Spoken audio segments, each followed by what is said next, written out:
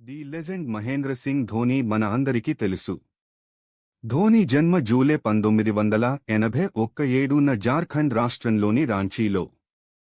తండ్రి పాన్ సింగ్ ఒక సాధారణ కుటుంబానికి చెందినవాడు. చిన్నతనంలోనే ధోనికి క్రికెట్ పట్ల అభిరుచి ఏర్పడింది. అతను స్కూల్ మ్యాచ్లలో వికెట్ కీపర్గా ఆడేవాడు. కాని ఆర్థిక పరిస్థితులు బాగా లేకపోయినా అతని తండ్రి అతని క్రికెట్ కలను మద్దతు ఇచ్చారు. ధోని తన ప్రారంభ కెరీర్లో అనేక కష్టాలను ఎదుర్కొన్నాడు. రైల్వే టికెట్ కలెక్టర్ ఉద్యోగం చేస్తూ అతను క్రికెట్ ప్రాక్టీస్ కొనసాగించాడు. 2004లో భారత తరపున అంతర్జాతీయ అరంగేట్రం చేసిన ధోని ప్రారంభంలో అనేక విమర్శలను ఎదుర్కొన్నాడు.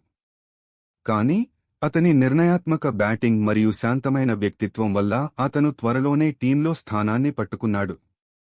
2007లో ధోనిని భారత టీం కెప్టెన్గా నియమించారు.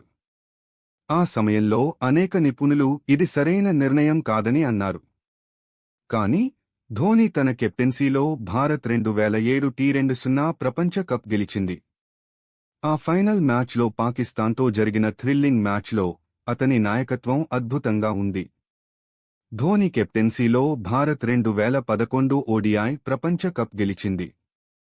ఫైనల్ మ్యాచ్లో శ్రీలంకతో జరిగిన ఆటలో ధోని ఫినిషర్ గా నిలిచాడు.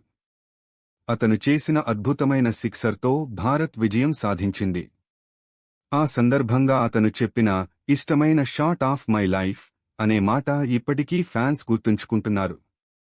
Dhoni Chennai super kings CSK కెప్టెన్గా అనేక విజయాలు సాధించాడు. అతని కూల్ నాయకత్వం మరియు టీమ్ మేనేజ్మెంట్ వల్ల సిఎస్కేలో అత్యంత విజయవంతమైన ఫ్రాంచైజీగా నిలిచింది. 2020లో ధోని అంతర్జాతీయ క్రికెట్ నుండి రిటైర్మెంట్ తీసుకున్నాడు. కాని అతను ఇప్పటికీ లో ఆడుతున్నాడు. అతని జీవితం